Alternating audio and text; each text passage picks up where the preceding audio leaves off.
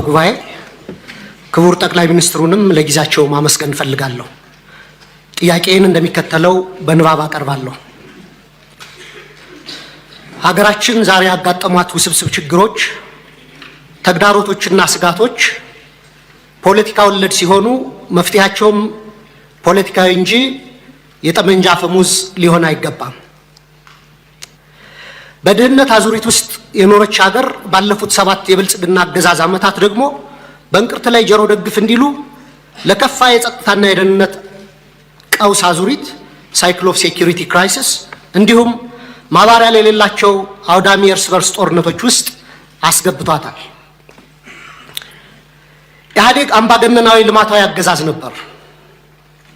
ወደ ብልጽግና ያደረገው መለወጥ ወይም ሜታሞርፎሲስ ደግሞ የሙሉ ጊዜ ጦረኛና እልቂት ጠማቂ አገዛዝ እንዲሆን አድርጎታል።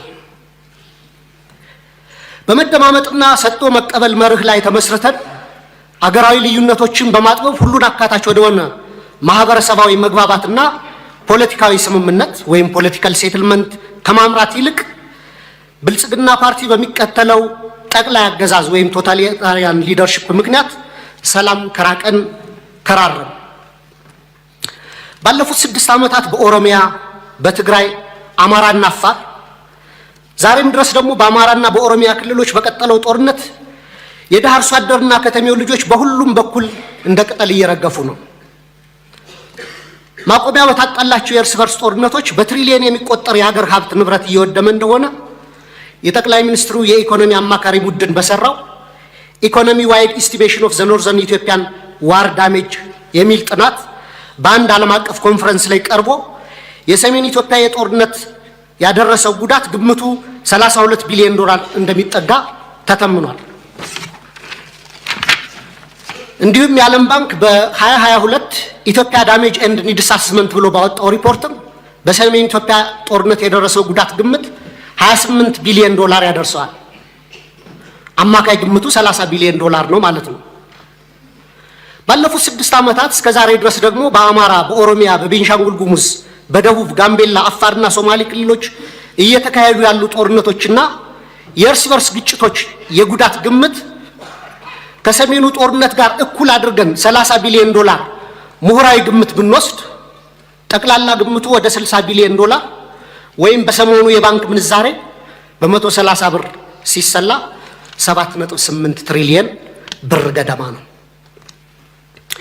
በዘንድሮ በጀት ልክ ቢሰላ ደግሞ በቀጣይ 8 ዓመታት የሀገራችን በጀት የሚሆን ሀብትና ንብረት በጦርነቶችና ግጭቶች አውድመን እንዲሁም በሚሊዮን የሚቆጠሩ ወጣቶችን ጭድ አድርገን ዛሬም የጦርነት ነጋሪት እየጎሰምን ቀጥለናል።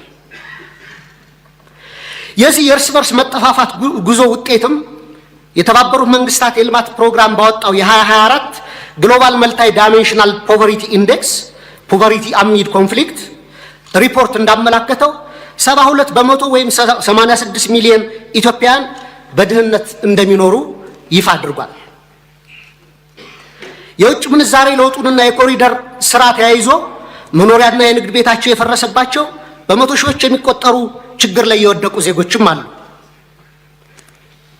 ከቅርብ ጊዜ ወዲህ ደግሞ እንኳን ከኑሮ መሰረታቸው የተነቀሉት ይቅርና ስራ ሰርተው በላባቸው የሚኖሩ ኢትዮጵያውያን ጭምር የኑሮ ውድነቱን መቋቋምና ልጆቻቸውን ማሳደግ ተስኗቸዋል። በዚህ የድህነት ብጣኔና የኑሮ ውድነት ላይ የተጨመረው የጦርነት አዙሪት ለሀገራችን ከፍተኛ ብሔራዊ የደህንነት አደጋ አዝሏል የሚል ስጋት አለኝ። በሰብአዊ መብቶች ጥበቃ ረገድም የተባበሩት መንግስታት ድርጅት የሰብአዊ መብት ኮሚሽን በኢትዮጵያ ላይ በቅርቡ ባወጣው አፕዴት ኦን ዘ ሂውማን ራይትስ ሲቹዌሽን ኢን ኢትዮጵያ ጁን 2024 ሪፖርት በሀገራችን ላይ እየደረሰ ያለውን ከፍተኛ ሰብአዊ መብት ጥሰት በዝርዝር አቅርቧል። ሪፖርቱ እንደ ሀገር የማያወላዳ ትኩረትና አፋጣኝ እርምጃ እንድንወስድ የሚሹትን የተንሰራፉና ስልታዊ የሰብአዊ መብት ረገጣዎች የደረሱበትን አሳሳቢ ሁኔታ ያሳያል። በሪፖርቱ የተካተቱ ጉዳዮች ልብ የሚሰብሩና በጣም አሳሳቢ ናቸው። ለምሳሌ በፈረንጆቹ 2023 ብቻ በተፈጸሙ 594 የመብት ጥሰቶች በትንሹ 8253 ተጎጂዎች ተመዝግበዋል። ከነዚህ ውስጥ 1106 ሲቪሊያኖች በአማራ ክልል፣ 366 ሲቪሊያኖች በኦሮሚያ ክልል ተገድለዋል። በ5 ወራት ብቻ ከ250 በላይ ሰላማዊ ሰዎች በድሮን ተገድለዋል። ከላይ ለማሳያ በሪፖርቱ የተካተተው የተጎጁ ሲቪሎች ቁጥር ሲሆን አክቹዋሊ የተጎጂዎች ቁጥር ግን ከዚህም የሚበልጥ ነው። እነዚህ የተንሰራፉ የመብት ረገጣዎችና ከህግ ውጭ ግድያዎች በፈረንጆቹ 2024-25 ዓመተ ምህረት ተባብሰው ቀጥለዋል። የድሮን ጥቃት ዛሬም በአማራ ክልል ተጠናክሮ የቀጠለ ሲሆን ህፃናትን ጨምሮ ሲቪሊያኖች እየተገደሉበትና የሲቪሊያን ተቋማት እየፈረሱ እንደሆነ ቢቢሲን ጨምሮ በዓለም አቀፍ ሚዲያዎች ተዘግቧል። በተጨማሪም ሪፖርቱ የዴሞክራሲያዊ ማህበረሰብ አስፈላጊ ምሰሶች በሆኑት ሐሳብን በነጻነት የመግለጽ፣ የመሰብሰብ፣ የመደራጀት መብት ላይ ከፍተኛ ገደቦች መደረጋቸውን በአጽንኦት አመላክቷል። ጋዜጠኞች፣ አክቲቪስቶች እና ሰላማዊ ዜጎች እውነትን የመናገር መብታቸውን በመጠቀም ተጠያቂነት እንዲሰፍን በመጠየቃቸው ብቻ ማስፈራራት፣ እንግልት፣ ስደት፣ እስራት እና አለፍ ሲልም እገታና አስገድዶ መሰወር ይደርስባቸዋል ይላል ሪፖርቱ። ለምሳሌ ያለመከሰስ መብት ያላቸው አማራ የሆኑ የፌዴራልና የክልል ህዝብ እንደራሴዎች የሆኑት አቶ ክርስቲያን ታደለ፣ አቶ ዮሐንስ ቧያለው፣ ዶክተር ካሳ ተሻገር ያለመከሰስ መብት ሳይነሳ ተይዘው ለ20 ወራት ታስረው ይገኛሉ። የተቃዋሚ ፓርቲ አመራሮች የሆኑት የአብን ስራ አስፈጻሚ ኮሚቴ አባል ዶክተር ቴዎድሮስ ኃይለማርያም፣ የኢዜማ የቀድሞ ሊቀመንበር ዶክተር ጫኔ ከበደም ከታሰሩ 2 ዓመት ሊሞላቸው ነው።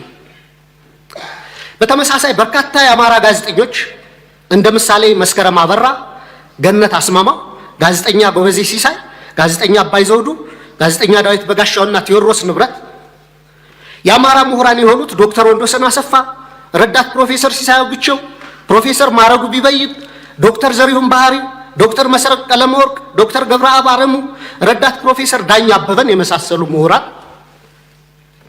እና ጠበቃ ለልይ ምረቱና ጠበቃ ኤርሚያስ መኩሪያ አይነት የህግ ባለሙያዎች እንዲሁም የመንግስት ሰራተኞችና ወጣቶች በአጠቃላይ 182 የሚደርሱ አማራዎች በ25 የሽብርና ህገ መንግስታዊ ወንጀሎች መዝገብ ተከሰው ያለ ፍትህ ለ20 ወራት በፍርድ ቤት ይመላለሳሉ። የዘገየ ፍትህ እንደተነፈገ ይቆጠራል እንዲሉ የፍትህ ስርዓቱ ዛሬም ቀልጣፋና ፍትሃዊ ውጤት ማምጣት እንዳልቻለ አመላካች ነው። በኢህአዴግ ጊዜ ይደረግ እንደነበረው ሁሉ ፍርድ ቤት በተደጋጋሚ ይመላለሳሉ። ፍትህ ግን እንደ ሰማይ ያርቋቸዋል። በጦር ሜዳ እያዋጉ ተይዘው የታሰሩ የህወሓት አመራሮችን በአጭር ጊዜ የፈታ መንግስት በገዢው ፓርቲ አሰራሮች ላይ የሰላ ትችት የሚሰነዝሩ አማራዎችን ይህን ያህል ጊዜ ያለ ፍርድ ማሰር የገዢውን ፓርቲ አባላት ጠር ፖሊሲዎች በግላጭ የሚያሳይ ነው። የአማራ ክልሉን ጦርነት ተከትሎ ለ10 ወራት የቆዩ አስቸኳይ ጊዜ አዋጅ በታወጀበት ባለፉት 20 ወራት ውስጥም በሺዎች የሚቆጠሩ አማራዎች መታወቂያቸው እየታየና በብሔር እየተለዩ ኢተኒክ ፕሮፋይሊንግ እየተደረጉ ታስረዋል። ኢሰብአዊ ለሆኑ አያያዞች መጋለጣቸውንም መንግስታዊ የመብቶች ተቋም ኢሰመቁና ዓለም አቀፍ ድርጅቶች ጭምር ገልጸውታል። የአስቸኳይ ጊዜ አዋጅ ከተጠናቀቀ በኋላ ባለፈው ወር በመዲናችን እስከ ተካሄደው የአፍሪካ መሪዎች ጉባኤ ድረስ የአማራ ልጆች ጅምላ እስር አልቆመም። የተባበሩት መንግስታት ድርጅት የሰብአዊ መብቶች ኮሚሽን ባወጣው ሪፖርት ውስጥ የተካተቱ አብዛኛዎቹ የመብት ጥሰቶች መንግስታዊ ተቋም በሆነ የኢትዮጵያ ሰብአዊ መብቶች 2016 ሪፖርት በምርመራ ጭምር የተረጋገጡ ናቸው። በተጨማሪም ኢሰመጉ፣ አምነስቲ ኢንተርናሽናል፣ ሂውማን ራይትስ ዋች፣ ሲፒጄ እና የአውሮፓ እና የአሜሪካ ኤምባሲዎች ጭምር ባወጣቸው ሪፖርቶች እና መግለጫዎቻቸው አሳሳቢነታቸውን ገልጸዋል።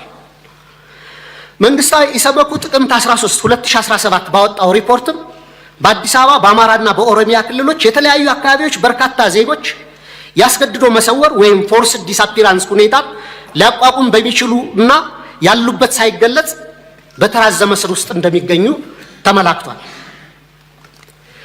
የፖለቲካ ምህዳሩን ስናይ ደግሞ ተዘግቶ ምንም አይነት የተቃውሞ ድምጾች እንዳይሰሙ ከፍተኛ የመብቶች መቃ እየተፈጸመ ሲሆን በብልጽግና የሴፍቲኔት ፓኬጅ ውስጥ ያልተካተቱ ጥቂት የተቃውሞ ድምጾችም ሳፎኬት ተደርገው በደመነፍስ ለመተንፈስ እየተፍጨረጨሩ ነው። እነዚህ ሁሉ ዓለም አቀፍና ሀገር አቀፍ ተቋማት የሀገራችን የሰብአዊ መብት አያያዝ አስስቧቸው ሪፖርታቸውን የሚያወጡት የሚመለከታቸው የመንግስት አካላት ትኩረት አድርገው ችግሮች እንዲፈቱ እንዲያደርጉና መንግስቶም አፋጣኝ እርምጃ ወስዶ እንዲስተካከሉ እንዲሁም ተጠያቂነት እንዲሰፍን ነው።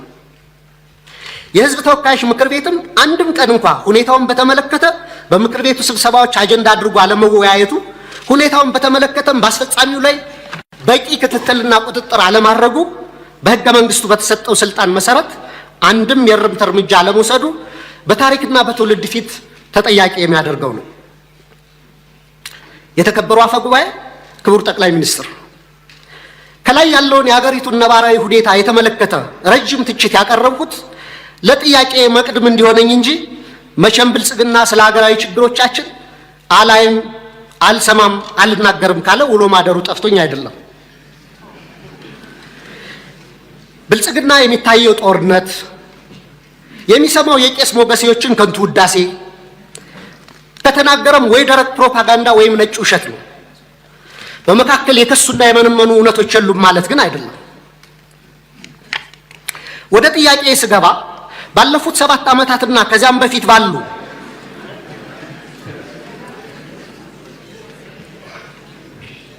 አስርት ዓመታት በኢትዮጵያ ውስጥ በተለይም በአማራ፣ በኦሮሚያ፣ በአፋር፣ በትግራይ፣ በደቡብ፣ በቤንሻንጉል ጉሙዝ፣ በጋምቤላና በሌሎችም አካባቢዎች ለተፈጸሙ ሰፊ የሰብአዊ መብት ጥሰቶች ግሮስ ሂውማን ራይትስ ቫዮሌሽንስ፣ በሰብአዊነት ላይ ለተፈጸሙ ወንጀሎች ክራይም አጌንስት ሂውማኒቲ፣ የጦር ወንጀሎች እንዲሁም የዘር ማሳሳትና የዘር ማጥፋት ወንጀሎች መፈጸማቸውን መንግስቱ እውቅና የማይሰጠውና ኃላፊነት የማይወስደው እንዲሁም ገለልተኛ ዓለም አቀፍ ምርመራዎች እንዲካሄድ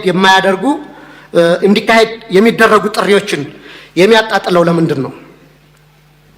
የሽግግር ፍትህ ከመጀመሩ በፊት እነዚህ ወንጀሎች በገለልተኛ ዓለም አቀፍ ተቋማት ተመርምረው የተፈጸሙ ወንጀሎች እንዲለዩ አትሮሲቲ ዲተርሚኔሽን እና በስማቸው እንዲጠሩ መደረግ አለበት።